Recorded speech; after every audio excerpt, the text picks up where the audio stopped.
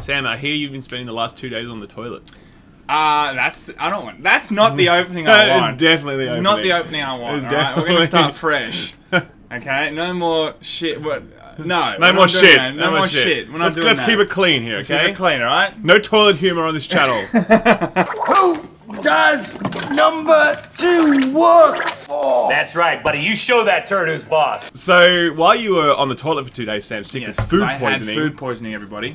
Turns out that Bungie was also in the shit. Oh, God. Oh, God. Just leave the jokes to me, please.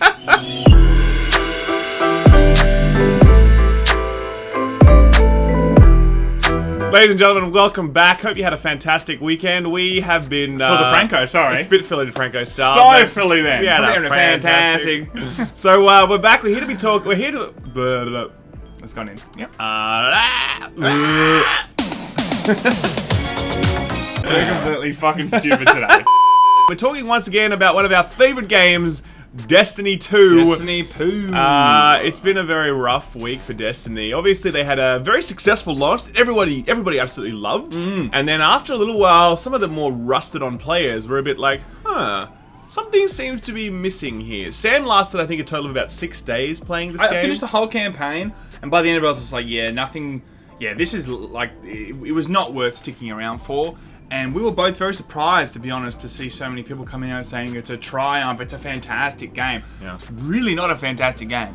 And, Yeah. and everyone knows that now, I think. Well, not everyone, by the way. A lot of people still love it. We're going to get some comments, of course, saying it's a great game, guys. Give it a chance. But I think a lot of the really hardcore Destiny community that love the first game look at this game and they think this isn't really the sequel we were hoping for. Yep. And the Curse of Osiris came out this week. This was the first DLC for Destiny 2. This is the one that most people already bought because they bought the expansion pass. Everyone was so sure that this sequel would build on the tremendous success of Destiny 1 that everyone's like, hell yeah, man, I'm going to buy the season pass. I got no doubts about Bungie. Yeah. Look at what they did with Rise of Iron and Taken King. They know what they're doing now. They fixed all the problems. Have my money, Bungie, right?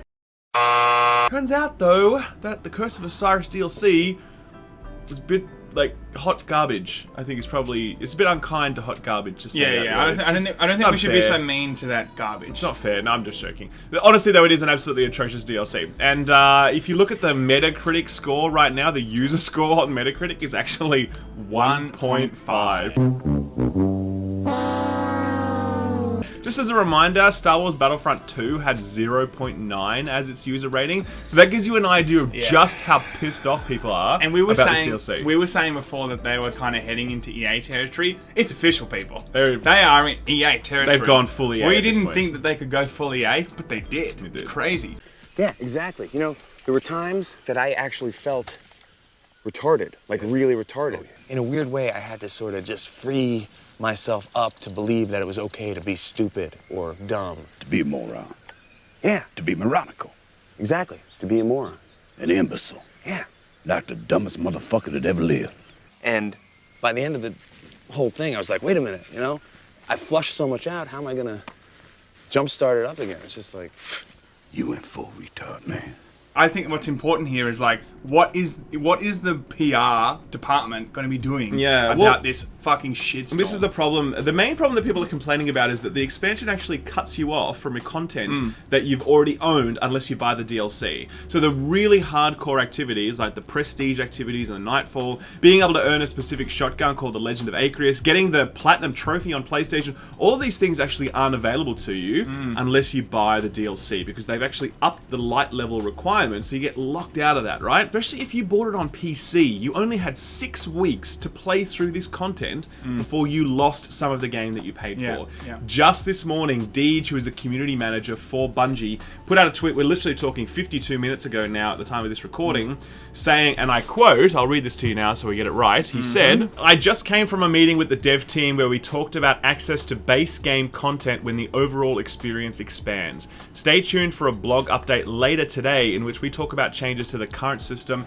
Coming soon, Dot, dot, dot. This does feel very similar now. I really do think, and I know we talked about EA a lot before, to an EA scenario. Us? No. Never. What? Who? Like, the idea that there's been such a huge backlash that they're already now going, wow, we fundamentally need to quickly shift. You know, massive shift.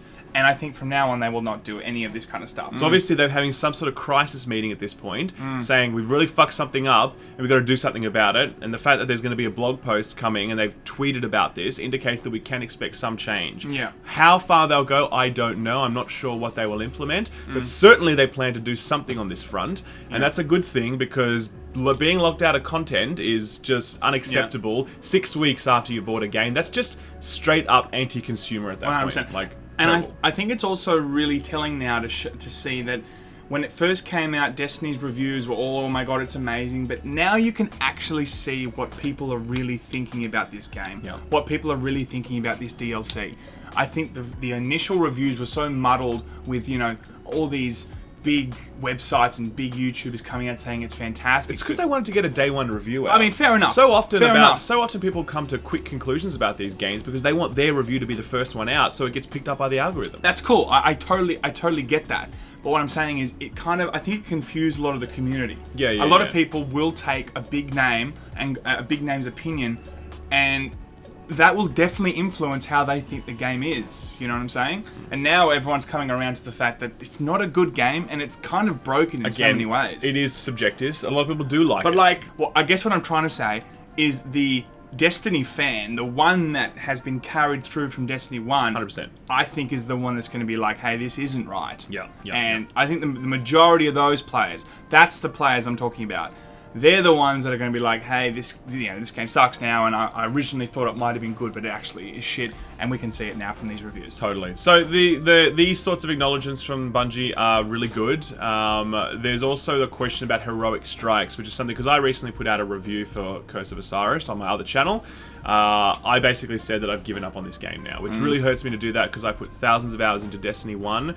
I've been a lifelong Bungie fan, but I just can't continue to play Destiny 2 because it's just not good, and for that reason, I'm out. One of the biggest problems that I had with this expansion, Curse of Osiris, is that you needed to pay to access the Heroic Strike playlist.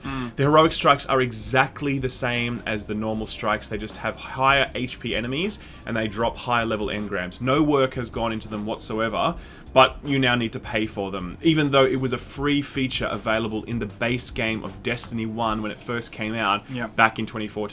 That sort of step back is inexcusable in my view, and I don't know whether or not they plan to address heroic strikes in that context as well, or if it's just going to be the prestige activities, I don't know.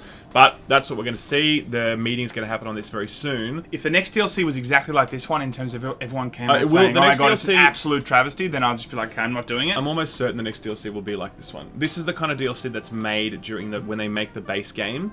So, but they have time now. If they're not going to release the next DLC for the next 6 months, no, they do have they're time. looking at it pretty early next year. I reckon these are the kind of talks that they're having that makes them go, okay, we need to push this DLC back. We need to fundamentally change how we're actually giving this game to the Destiny fan and maybe to the casual player. I mean, it's a delicate balance, right? Maybe they're looking at the sales from the casual player. Maybe they're looking at the sales from the Eververse, and maybe they're just like, hang on, we're making the money. We don't really need to change this. Yeah, and Activision and if they're as well. doing that, then that's just EA 101. But look, either way, it is a positive step. It's disappointing that Curse of Osiris is launched this way. 1.5 user rating on Metacritic is disastrous. The overall anger in the community is huge. The fact that they've cut people off from their content is anti-consumer. Yep. The fact that the developers are now acknowledging this is a positive step. We can expect an update on this later today, and if it's juicy enough and there's more to talk about, we'll do another update for you tomorrow on this.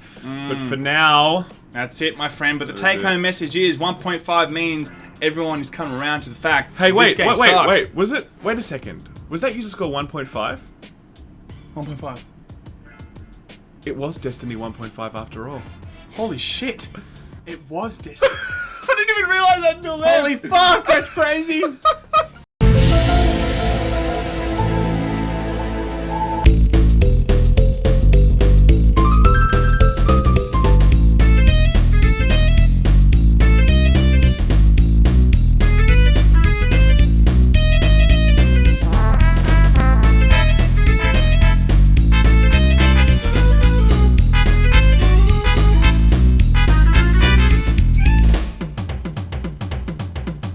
You went full retard, man.